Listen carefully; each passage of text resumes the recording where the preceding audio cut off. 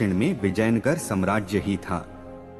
दिल्ली सुल्तान इब्राहिम लोदी को खातौली व बाड़ी के युद्ध में 2 बार परास्त किया और गुजरात के सुल्तान को हराया व मेवाड़ की तरफ बढ़ने से रोक दिया।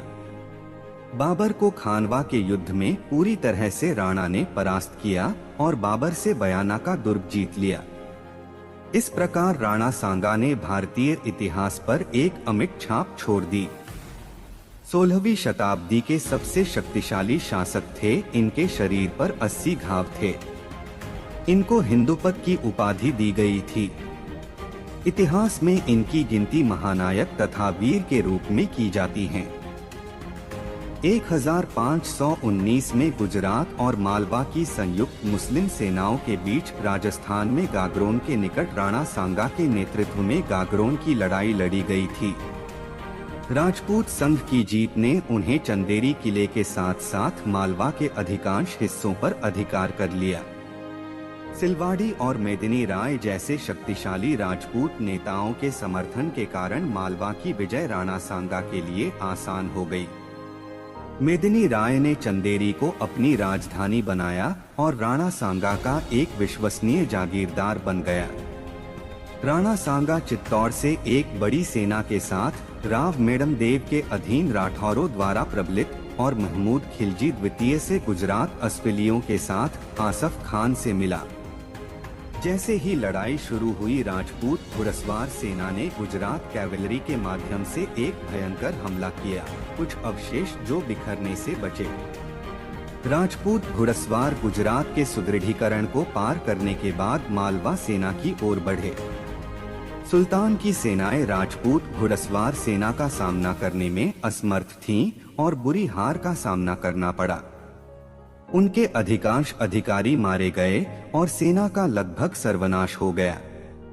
आसफ खान के बेटे को मार दिया गया था और खुद आसफ खान ने उड़ान में सुरक्षा की मांग की थी। सुल्तान महमूद घायल अवस्था में कैद किया गया।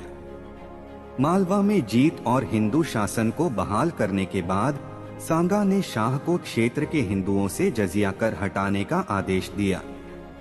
इधर राज्य के उत्तराधिकार के सवाल पर गुजरात के सुल्तान मुज़फ़्फ़र शाह और राणा ने कट्टर दावेदारों का समर्थन किया। 1520 में सांगा ने इधर सिंहासन पर रायमल की स्थापना की, जिसके साथ मुज़फ़्फ़र शाह ने अपने सहयोगी भारमल को स्थापित करने के लिए एक सेना भेजी। सांगा खुद इधर पहुंचे और सुल्तान की सेना को पीछे कर दिया गया।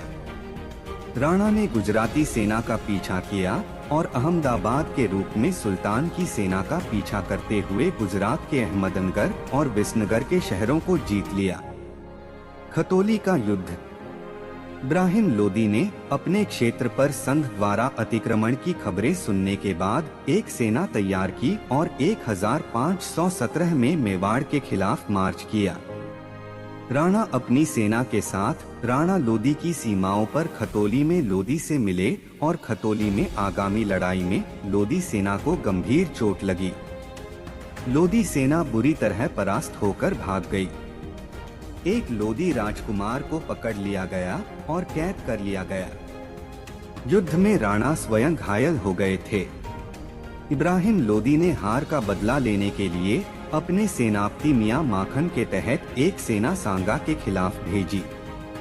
राणा ने फिर से बाड़ी धौलपुर के पास बाड़ी युद्ध 1518 को लोदी सेना को परास्त किया और लोदी को बयाना तक पीछा किया।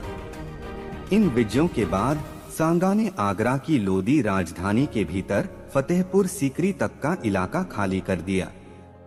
मालवा के सभी हिस्सों को जो मालवा सुल्तानों से लोदियों द्वारा कब्जा कर लिया गया था, को चंदेरी सहित संघ द्वारा रद्द कर दिया गया था।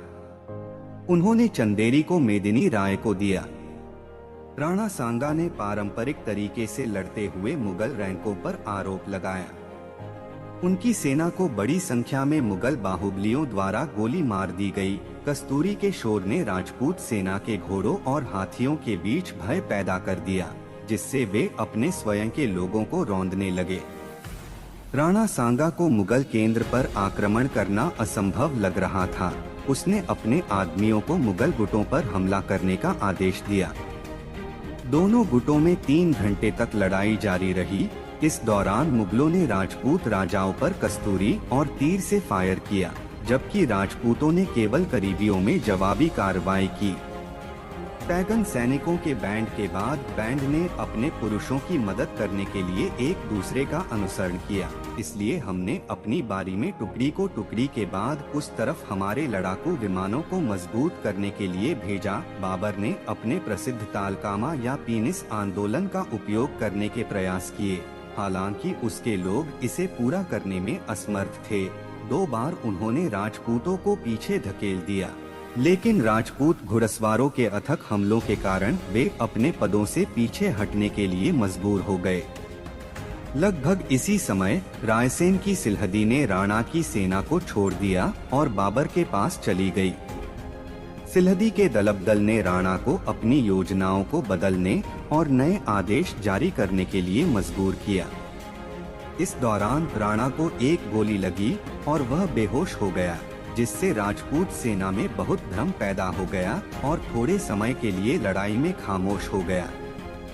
बाबर ने अपने संस्मरणों में इस घटना को 1 घंटे के लिए अर्जित किए गए काफिरों के बीच बने रहने की बात कहकर लिखा है। अजा नामक एक सरदार ने अज्जा को राणा के रूप में काम किया और राजपूत सेना का नेतृत्व किया, जबकि राणा अपने भरोसेमंद लोगों के एक समूह द्वारा छिपा हुआ था। झल्ला अजा एक गरीब जनरल साबित हुआ, क्योंकि उसने अपने कमजोर केंद्र की अनदेखी करते हुए मुगल पर हमले जारी रखे। राजपूतों ने अपने हमलों को जारी रखा, लेकिन मुगल फ्लैग्स को तोड़ने में विफल रहे और उनका केंद्र गढ़वाले मुगल केंद्र के खिलाफ कुछ भी करने में असमर्थ था। जदुनाथ सरकार ने निम्नलिखित शब्दों में संघर्ष की व्याख्या की है। राजपूतों और उनके सहयोगियों को हराया गया था। शवों को बयाना, अलवर और मेवात तक पाया जा सकता है। पीछा करने की लंबी लड़ाई के बाद मुगल बहुत थक गए थे और बाबर ने स्वयं मेवाड़ पर आक्रमण करने का विचार छोड़ दिया था। आज की वीडियो में बस इतना ही।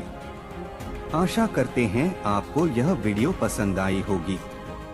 अगर आपने हमारी पिछली वीडियो नहीं देखी हो तो स्क्रीन पर वीडियो पर जाएं और अगर आप नए हो तो चैनल को सब्सक्राइब करें।